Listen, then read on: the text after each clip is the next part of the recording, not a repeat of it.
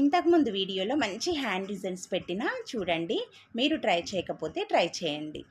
ఒక చీరలో ఇద్దరికి అక్కా చెల్లెలు కుట్టాలి అనుకుంటాం అనుకోండి, ఈ విధంగా కట్ చేసుకోవాలి. మొదట ఇలా నేలపైన 2 మడతలైతే చీరను మడవండి. ఇప్పుడు పైన ఉన్న మడతలో 1/2 మీటర్ కొలత వీడియోలో చూపిస్తున్నట్టు వదిలేసి కట్ చేసుకోవాలి.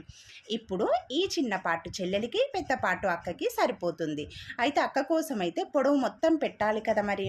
అయితే పైన బార్డర్ అయితే పైన కింద ఎల్లో కలర్ వచ్చింది. పైన అట్లా బాగుండదు కదా, అందుకనే ఫస్ట్ అయితే పైన బార్డర్ ఇలా కట్ చేసుకోవాలి.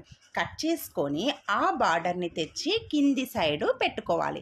కింద లేస్ వచ్చింది కదా మరి, అందుకనే ఆ లేస్ను విప్పి మనము దీనికి అతికేసి కింది సైడ్ బార్డర్ వేసుకుంటే హైట్ మనకు అక్క కోసం పొడవు అనేది సరిపోతుంది.